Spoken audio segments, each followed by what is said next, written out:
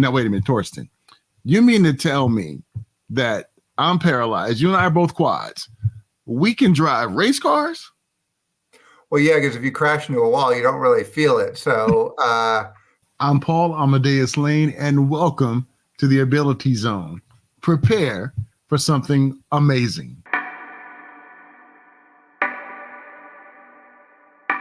Paul Amadeus, yeah, he don't wait for no one.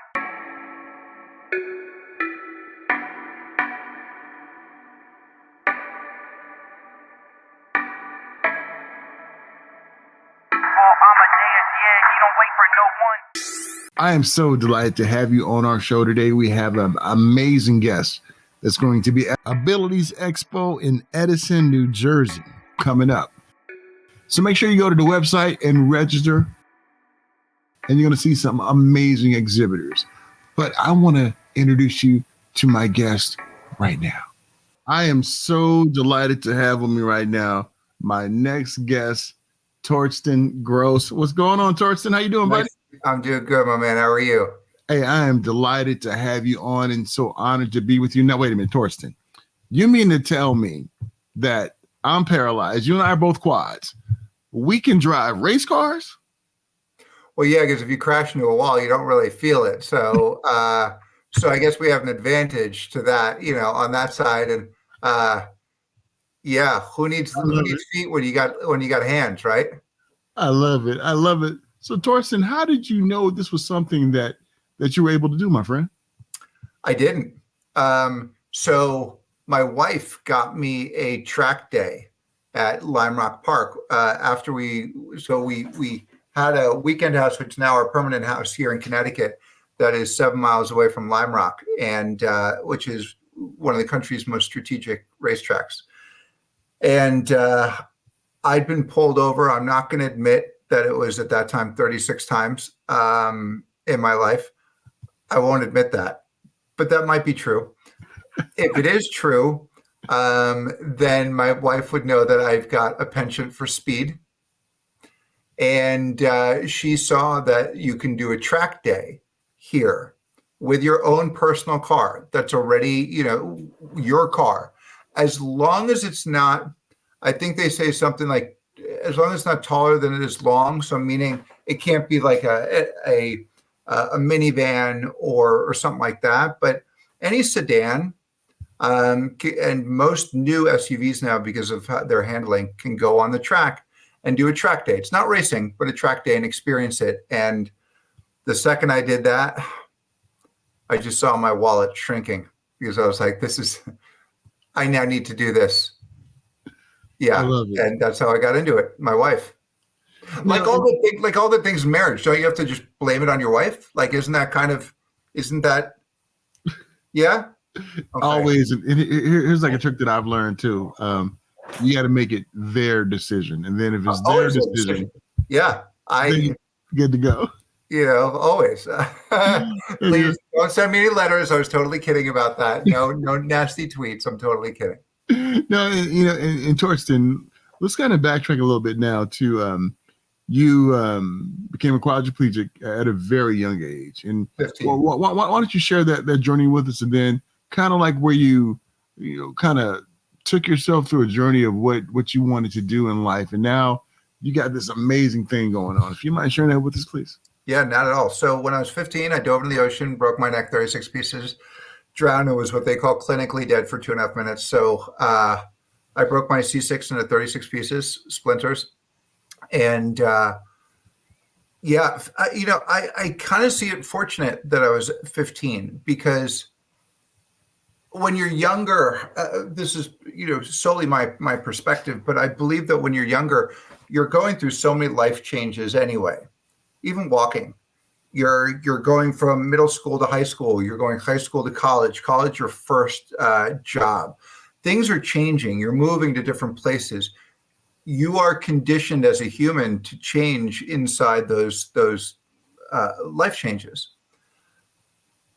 When you're older, you're a little more conditioned, and you've got your routine. And so my routine never got screwed up. Well, it did for the time right after my accident, but that just becomes a factor of life versus my life completely changing. And so I kind of accepted it fairly easily and simply.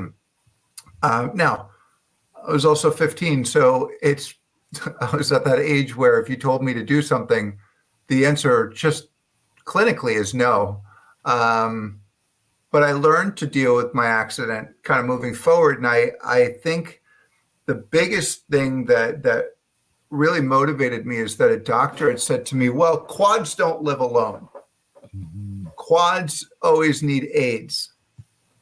And at 15, I was like, well, that's not going to happen. But it still took me 9 years to put on my socks myself. It took so long. And then I decided one day, because I got into this program called Miami Ad School, where for my job, I would have to travel a lot. I locked my aide out of the apartment. And I had said, well, I'm going to do all my care myself. And she was like, no, you need to let me in. And I said, no, I'm going to figure this out. Even if I get real sick right now, I'm going to figure out my aid, doing it all myself. So I literally locked my aide out of my apartment for multiple days, just to figure out how to do, I'll just say, all my routines myself.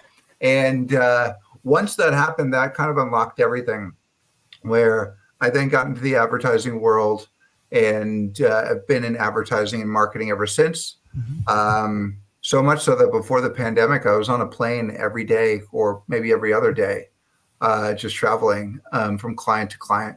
So yeah, so my life spans kind of broad swath of living in Europe, living here, and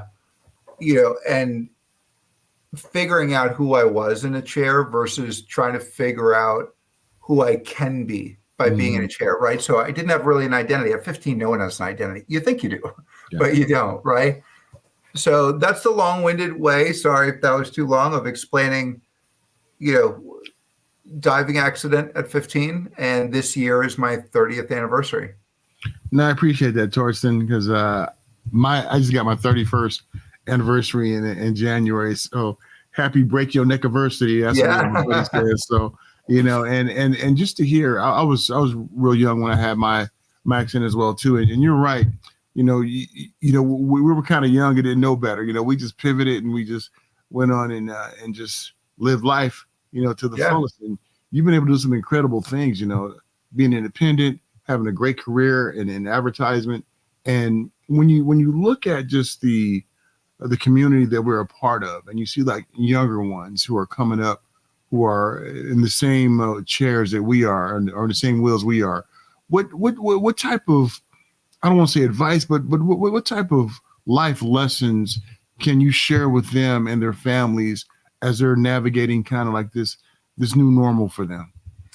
It's a great question. I think the first thing I would say is society has painted a picture that is not true.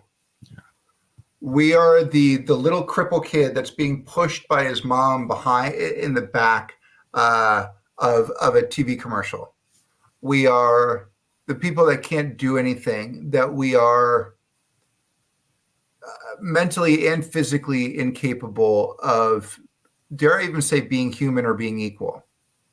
And I don't think that it was something that culture had set out to do, because I do believe a lot of advancements have happened over the past 20 or 30 years to make it so that we are way more equal. That's not to say that before 20 years ago we weren't, but I think now our lives are a whole lot more intertwined with able-bodied people, where we can be equal in so many more ways, that don't let the societal view dictate what you think your life is going to be, number one. And number two, nobody knows. And I say that strictly as, I'm a C6 quad. You put me next to another C6 quad, we're completely different, or we can be completely different.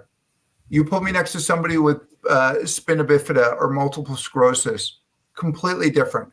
But from a societal perspective, if somebody says, oh, they're in a wheelchair, well, so is my friend. Okay, if I'm tan, I don't look at you and go, well, I know what it's like to be black. Like, That's not the way it works. Just because we're in a wheelchair doesn't mean that we're the same. Like we're all different slices, right? Which, by the way, I love. But people try and relate, and I love that, right? But then what they do is they make judgment calls on everyone. And so if you're a parent or you're a kid and go, well, I can't do this or I can't do that because someone told me that. I've lived my life on loving the word no. Yeah. You tell me the word no, and I will figure out how I'm going to do it faster and better than you. And so far, I've proven it, right? So those would be two things. And the last thing I would say is make up your mind before you know how you're going to do something. Mm-hmm. Meaning, if I want to go race a car or do something like that, I guarantee you I can come up with 20 reasons why that's not going to work and why it shouldn't work. That's a problem, because if you're already thinking of the no before you think I actually want to do this, you're not going to try. And again, C6 quad, I knew that I wanted to be in marketing and be a strategist. I knew that I needed to do the care myself and to lock out your aid out of your apartment. Yeah. I'm not advising that to everybody on this, listening to this, but my point is the determination. I didn't know how I would do it. I failed a lot, like a lot. And what's funny about these conversations is you started off by saying, I've done a lot in my life. And I'm very fortunate that I can consider myself very, I'll just use the word successful. Mm-hmm. How you didn't introduce me, though, is let's talk about all the failures you've had to get to here, right? Let's talk about everything you did wrong to get to here. We never highlight that. Yeah. And the reason why I say that is if you're coming in from the outside and you're expecting everything to work, oh, careful, that it ain't going to work. But if you come into it going fail and fail fast, but learn from the failure, that's how you become better. So anyone who's in a chair or landed in a chair, know that the therapists are doing the best that they can, but they're giving you the treatment on average. What does the average person need? You're going to leave there. We all had our first wheelchair that we left the hospital with. That is a clunker. It doesn't fit really well. I think it took 3 iterations for me to get my Tylite to where I want to be. And now I just call Tylite. I'm like, make me another. But it took a long time to get there. And so if you feel like, don't expect a baby to walk at 6 months, right? Same thing right after if you're in a wheelchair. Don't expect to get to where you want to go in 6 months or a year. Give it time, right? But you will get there. And yeah, that would be. Apparently, I just gave them a lot of advice. Apparently, they have to. Torsten, I love it, man, because as the old saying in the hood, game is sold and not told. And you have given us a lot to digest, and I'm glad you did, because I think that's something that we have to do. We have to let them know about the failures that came before the successes, because it gives them real life expectation. And hey, look at Torsten and Paul. They're successful now. I'm going to be like that. Well, it's a 99% chance that you won't be right up front, but after you fail and keep failing, you'll get to the point where you'll have some success. And I love the fact how you mentioned that we're not a monolith. How I'm a C6 quad, you're a C6 quad, and we're totally different and just our disabilities. And I'm so glad that you highlight that, Torsten, because that's real life, my friend. Really appreciate that. And now we look at what's bringing you to the Abilities Expo in New York. And, before we talk about some of the great things you're going to show off and some things you're going to talk about, what is your Abilities Expo experience before you, got involved with all the great things that you're doing? It's interesting. If I look back at it, I need to put it in different phases. So Abilities Expo is a newbie, Abilities Expo as an intermediate, and now as an advanced. And here's what I mean by that. A newbie, so, I was maybe, I don't know, I was newly in a wheelchair. I forgot what age. And you go there and your eyes are wide open. You're like, oh my God, there's all this stuff here. And it's overwhelming, right? In a good way, how much stuff there is. And you don't know really what's for me, what's not for me. Why is it, you're wide-eyed and bushy-tailed, right? You're just so excited about everything. Mid-tier, right? Intermediate, that's a couple years later, you go in there. And what's funny is I go, well, I know everything about being in a chair. I'm just coming because I have to come. And I kind of click off from the community a little bit. I'm like, I've got it all. I'm good. Now that I'd say advanced, meaning now, but 30 years in a chair, now I'm a little more open-eyed, and I go in and go, wow, a lot of things have changed. And that to me is an interesting way of how I've experienced Abilities Expo, where no matter what part of the journey that I was on, it's been there for me to show me different things that I didn't know was there, whether I was receptive to them or not. And I think that's what's kind of cool about it. Yeah, it really is. It really is. And, I have similar, experience with the Abilities Expo too. I remember when I, about a year after my injury, my caregiver, who was a good friend of mine, she was like, hey, I'm going to take you and your sister to this place. You can see it. I saw a commercial and blah, blah, blah, blah. And then it parlays into this amazing kind of experience that we've all been a part of. And, when you're there and coming up, what are some of the things you're gonna highlight? You're gonna show off, to really just highlight just this magnificent thing that you're doing right now, and you're getting others involved too. So I'll tell you first what Just Hands is, so that it puts a little more into context. So, to me, race car driving, or even just performance driving, track driving, even before you become a race car driver, is the only thing that makes you equal with able-bodied people. I've done a boatload of sports, but, for skiing, we'll never be equal to able-bodied people or in their division.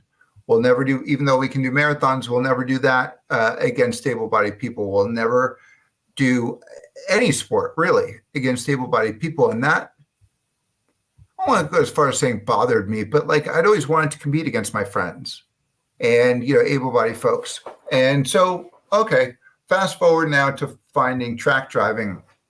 And it was such a fundamental shift for me because on so many other reasons why it was great, forget about the need for speed, it made me equal to able-bodied people.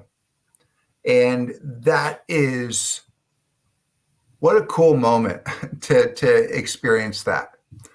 And so I thought, well, this is something I need to share with the world, because there are other people who have shared racing with me, sailing with me, Sail to Prevail or Shake a Leg or whatever. There are so many groups, Achilles, that got me doing hand cycling.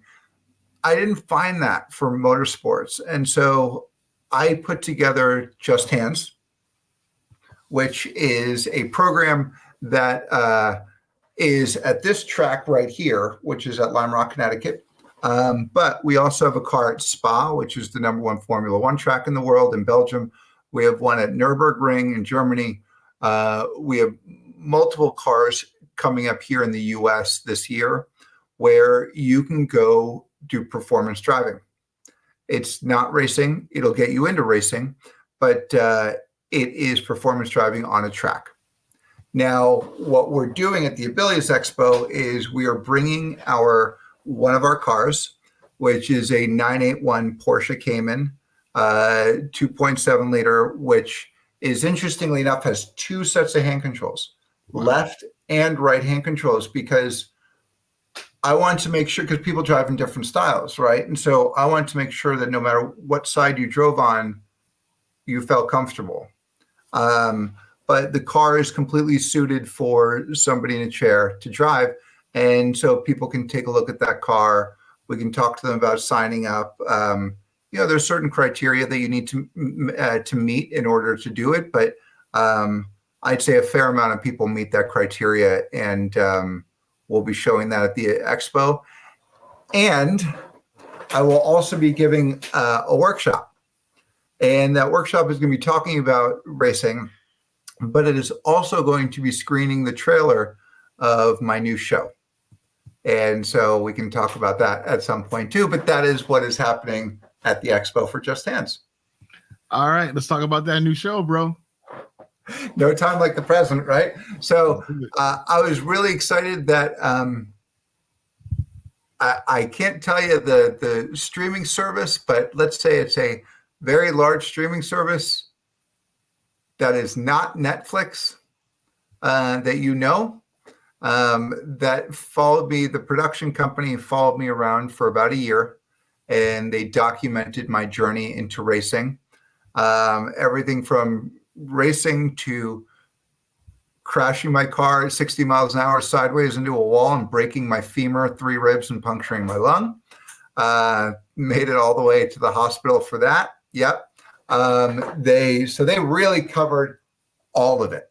All of it. And that will be streaming in June, but I will be showing the trailer at the Abilities Expo. And the races that it covers is at Watkins Glen, Virginia International Raceway, Daytona, and the Formula One track, COTA, Circuit of the Americas in Texas. And Torsten, that was the question I was going to ask you. Have you ever had an accident in your vehicle? And yes, you have. And what was that like, Torsten? Being in that type of collision. Very anticlimactic. It bad outcome, breaking my leg, but a crash happens real fast. And I'll actually tell you the story. Interestingly enough, when I crashed, I remember crashing, but then the next thing I remember is being in the ambulance. But what's actually interesting about the whole thing is that I was awake through the whole process. And you never know how you act in one of those horrible situations. Are you a hair on fire type person? Are you, a panicker? Are you, do you shut down? Like, what kind of person are you in those moments? And because of the show, my car was wired up and I was very calm and very exact. And when the crew came to get me, we didn't know that my leg was broken. And so we put me into my ribs hurt for sure, and my lung hurt, but I didn't think it was that bad. I thought it was just a little bit of compression of hitting that hard. But when they put me into the cab of the truck to bring me back to the paddock, I put both my hands down on my thighs. This hand stayed there. This hand went down. And I just looked at the guy. I'm like, we got to go. Like we got to go. And it's scary because you also don't know how your body reacts as a quad. Do you get dysreflexic? Like, do you whatever?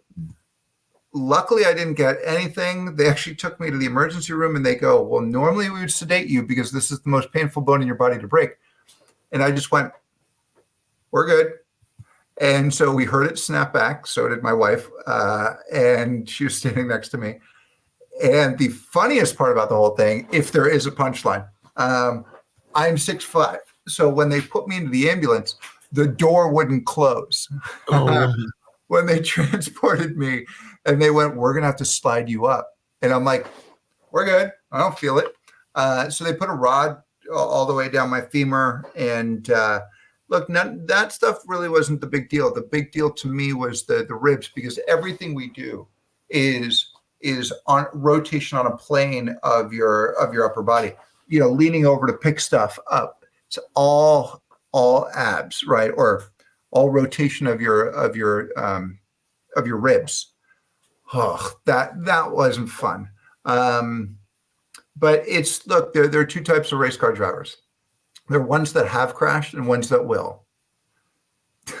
There's no middle ground, right? And now I'm one that has, and let's hope it doesn't happen again, but I'm sure it will, because when you do something that you push to the edge, then you are bound to go over it.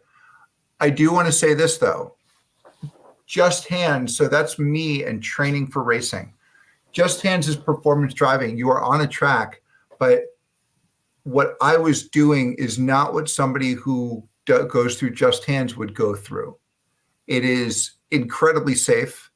So I don't want anyone listening to this to think, well, let's go do what Torsten did. And if I break my femur, no big deal. I don't want anyone to think that. So I just want that to be reiterated. Now, I appreciate that. And how has it changed your approach when you are doing competitive racing? Does it make you a little more cautious out there, or you don't mind sharing that with us? No, I think, look, like any sport, you know, when a tennis player turns around to get the ball and then they turn back to the court, they're not walking around. They have a mental moment where they're clearing everything that just happened in the past, even the 5 shots that they missed, and each shot is their first shot. Mentally, that's how, you know, extreme athletes and very good athletes think. They say, well, that happened, and that doesn't mean that it's going to happen again. Well, I want to get it back out there right away. I mean, I'm so addicted to this. And every time I go around that corner, and that corner is right there. That's the corner that I hit. Every time I go around that corner, I'll look at it, but I still won't think about that crash. I think, you know, anyone's mentality, sports or not, you need to understand that things happen in life. And if you allow those moments to dictate your future, then you're not going to move forward. Because the one thing that we can all guarantee is that things go wrong. It's a guarantee, right? Death, taxes, and stuff going wrong. And if you allow those things that go wrong to stop you, you will never move forward, period. So look, was it scary? Yeah, sure. But when you're in the middle of a race or if you're on track, you are so hyper-focused that you're not really thinking about, well, could I crash? Mm-hmm. It's not something you want to think about. Yeah. No, I'm glad you shared that. Hey, Torsten, I'm in California. I won't be at the New York show, but I'm sure a lot of my friends who are listening, who are out here, they want to find out more information about No Hands. How can they do that? Well, Just Hands, not No Hands. No Hands would be funny because that'd be, sorry. No hands or feet. How are we moving? Just Hands. Just Hands. So go to justhands.org. We have people flying in from actually globally that fly in to do our thing. But more importantly, if you sign up, that helps us understand where people are. We are going to be putting a car out in California. We are going to be putting one in Texas. We are going to be putting one in Florida. So the more we know where people are, we'll bring the cars out there, and we'll set up camp, if you will, to make sure that people can drive. So go to justhands.org and sign up, and yeah, that's how you can get in touch with us. Awesome. Torsten Gross for Just Hands. Before I let you, I wanted to go back to one thing.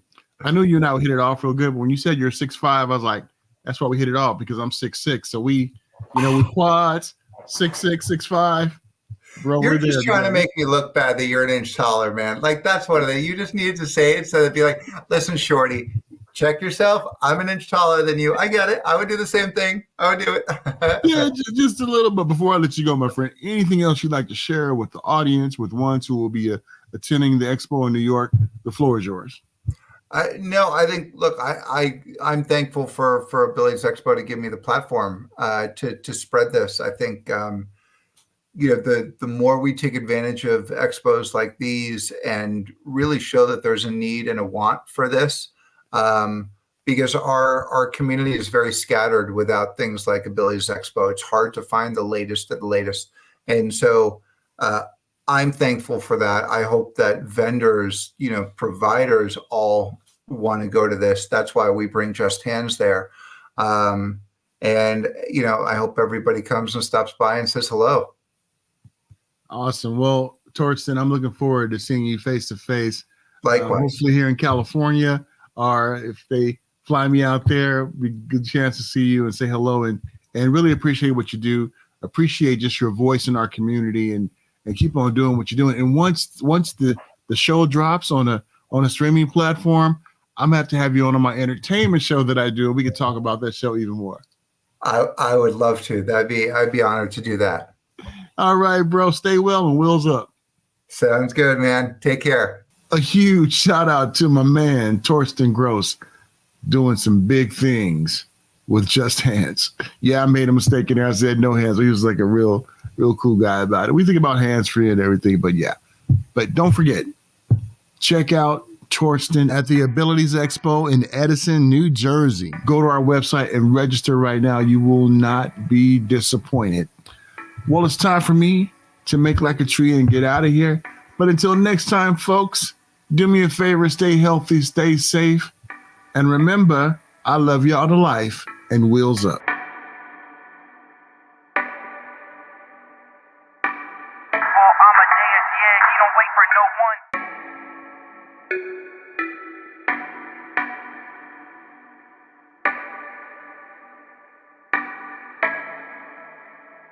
Paul Amadeus, yeah, he don't wait for no one.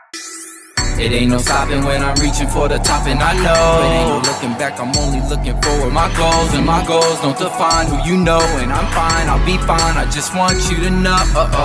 It ain't no stopping when I'm reaching for the top, and I know it ain't no looking back, I'm only looking forward. My goals and my goals don't define who you know, and I'm fine, I'll be fine, I just want you to know. Inspiration, let it guide you and motivate, and we can all move forward and progress just like a motorcade. It ain't no stopping when I'm reaching for the top, and I know it ain't no looking back, I'm only looking forward. My goals and my goals don't define who you know, and I'm fine, I'll be fine, I just want you to know. It ain't no